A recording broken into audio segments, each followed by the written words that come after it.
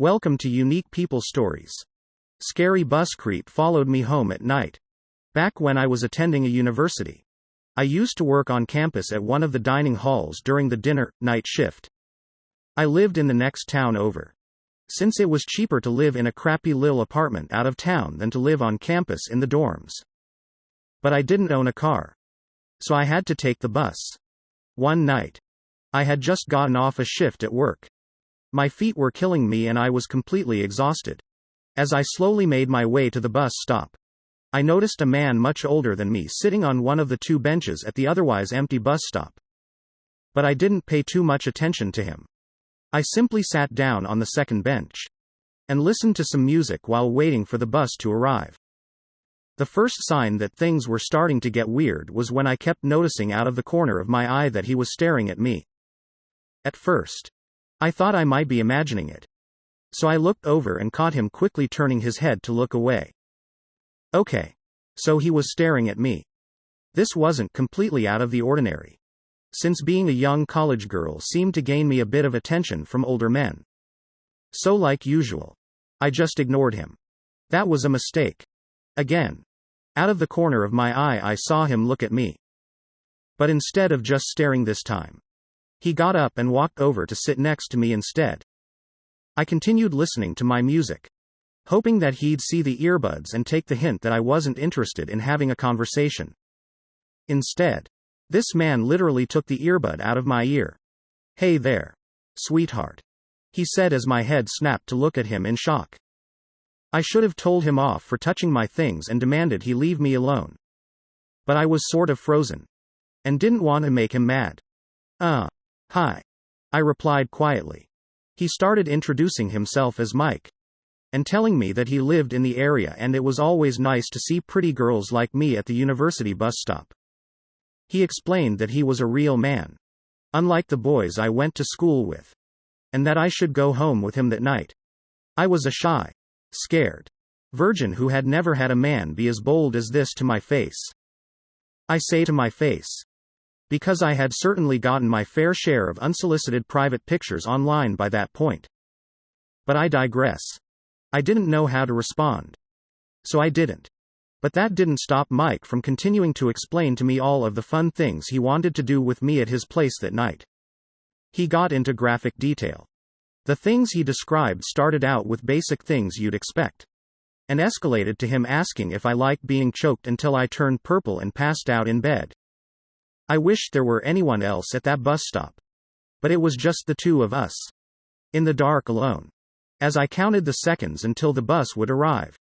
Then Mike took things to a different level of shocking by telling me, "Listen, the demons want me to ask for your phone number, and they say you should give it to me or you won't like what happens." He actually had the audacity to start stroking my hair. His hand was gentle, but I didn't want him touching me at all. This was shocking for a number of reasons. The demons? I wouldn't like what would happen? Why was he touching me? What the hell was this guy talking about? As though he could read my mind. Mike went on to explain. "My therapist knows the demons are real. I told her about them and she says I'm not crazy and the demons are real." He laughed, then abruptly stopped. "Now give me your phone number like they said," he demanded. And as his hand stroked my hair for the last time, he stopped and gripped the back of my neck. Still gentle, but even more terrifying. I was scared, and obviously didn't want him to have my phone number.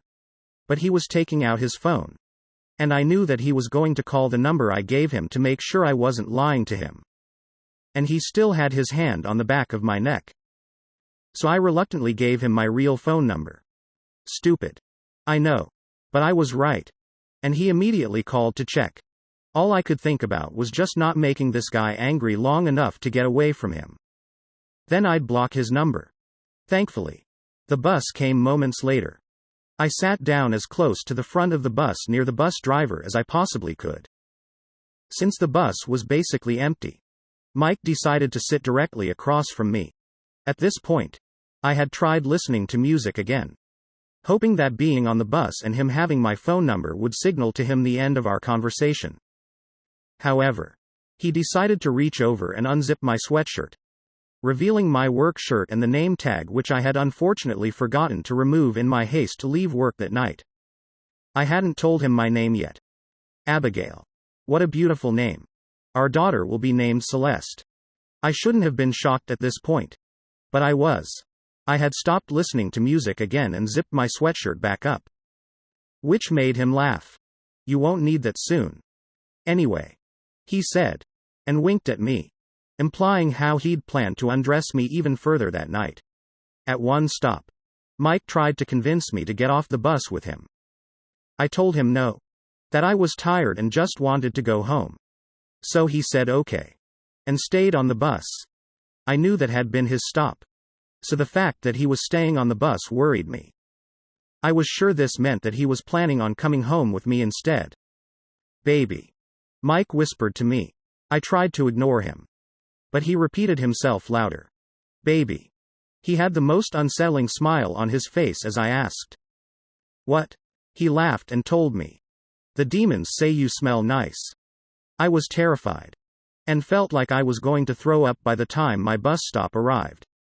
I lived in an apartment alone. And didn't want him to know where I lived. Despite my body being exhausted and sore from work.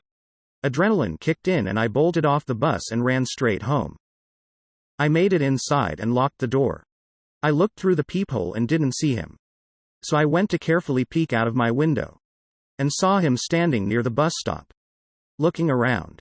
He took out his phone. And sure enough, I started getting a call from an unknown number since I hadn't saved his number. I ignored it. When he hung up, I started getting several texts. Asking where I'd gone. How he didn't like hide and seek. And how the demons just wanted to have fun, but I was being a little bitch about it. I was so scared. Because he knew which apartment building I lived in. Where I worked.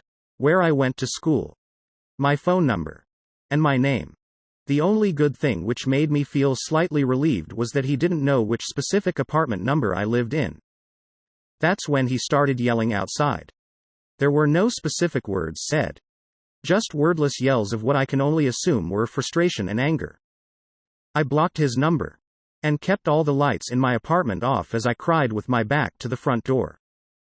Maybe I should have called the police. But my brain was so frazzled that I didn't even think of that until the next day. And by then all I knew about him was that he was a mentally unstable man.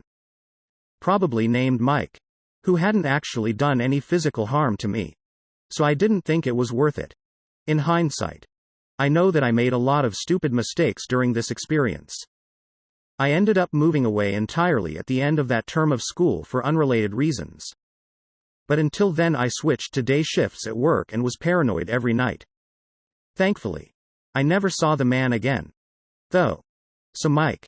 The scary guy from the bus stop who tried to follow me home. I never want to meet you or your demons ever again. Thank you for listening.